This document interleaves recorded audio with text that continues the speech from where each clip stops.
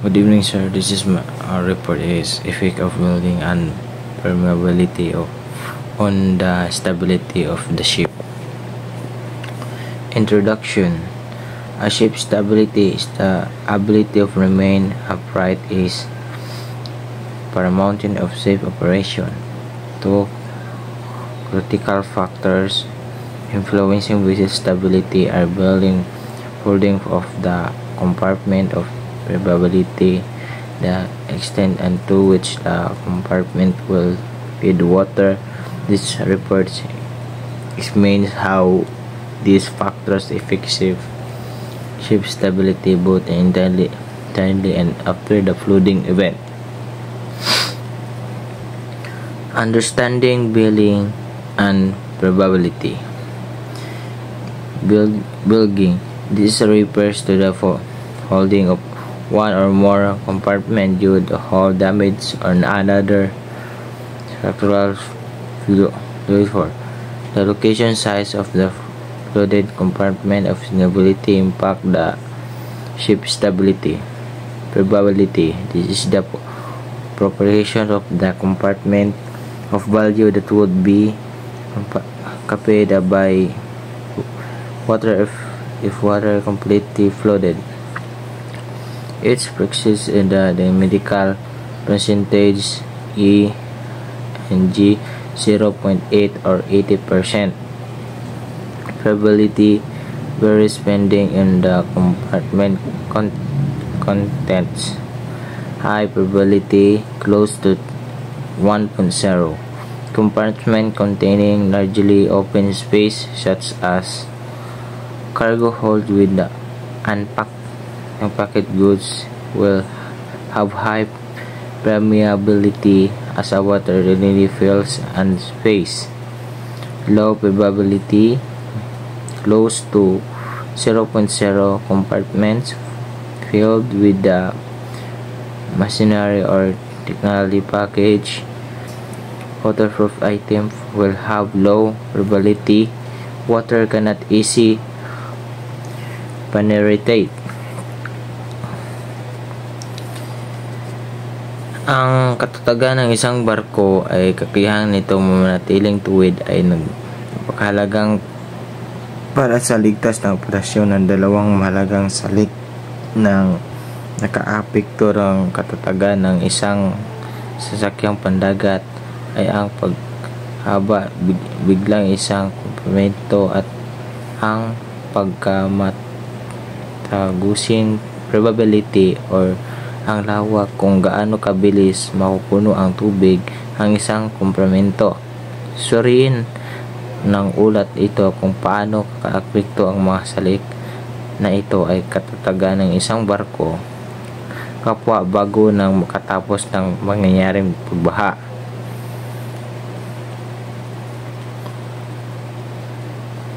The next is effect on install of the stability. Ship stability of characteristic size by is the atmospheric high GM. GM is the distance between the ship's center of gravity G and its center M, a point that determines rotational stability. Large GMs indicates greater stability. Initial stability. Before building, a ship possesses initial stability limited by its GM. Building introduce additional weight whether into the vessels affecting the center's gravity G and occasionally wearing of the mechanic GM. High GM with reducing in GM decrease inertial stability, making the ship more prone and tilting.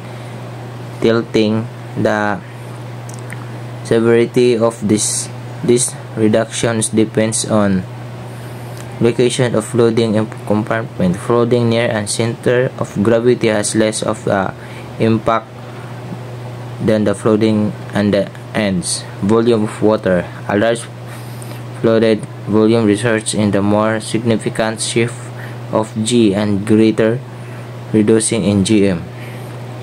Probability. Higher probability means more water intense causing a more produced reductions in GM.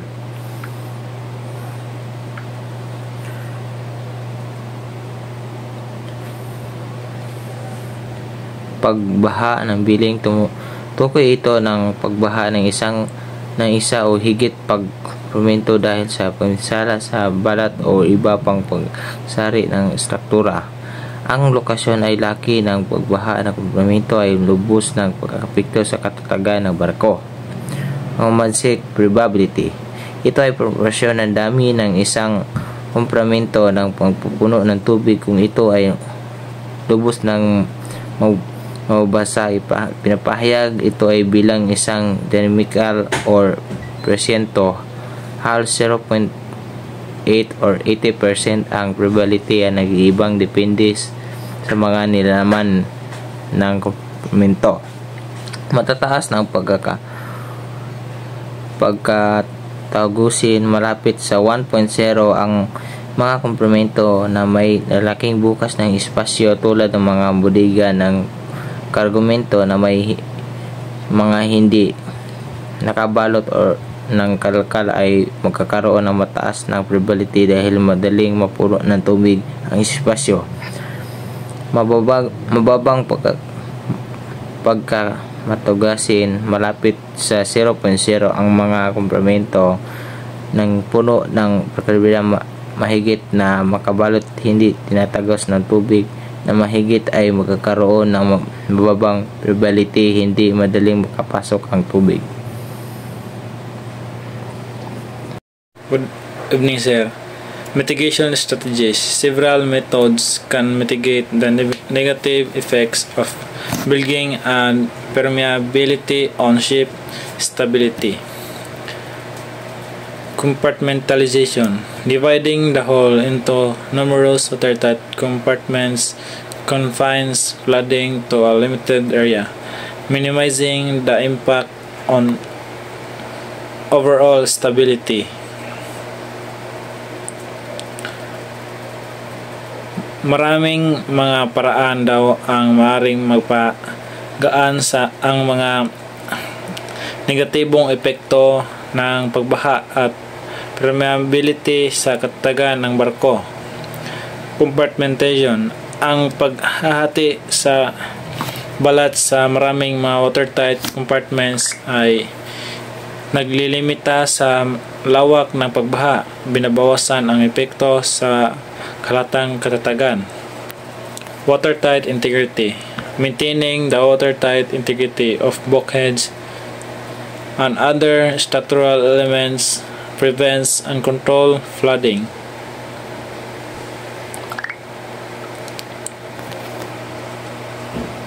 Ang pagpamatili ng watertight integrity ng mga bulkheads at iba pang mga elemento ng structural ay pumipigil sa hindi kontroladong pagbaha. Damage control systems. Effective pumping systems can remove water from flooded compartments, helping restore stability. Ang mga epektibong sistema daw ng pagbomba ay maaring mag-alis ng tubig mula sa mga baha na kompartimento na tumutulong sa na maibalik ang katatagan. Baffles in tanks. Internal baffles in tanks reduce the free surface effect, mitigating the influence of liquid sloshing on stability. Ang mga panloob ng baffles sa mga tangke ay binabawasan ang free surface effect, binabawasan ang impluwensya ng pag-alon ng likido sa katatagan. Conclusion. Brigging and permeability significantly influence a ship's stability. Understanding their effects is vital for safe ship design and operations proper. Compartmentalization, effective damage control measures, and accurate estimation of permeability are crucial to minimize the risks associated with flooding and maintain adequate stability. Ignoring these factors can lead to catastrophic consequences. That's all, sir. Thank you.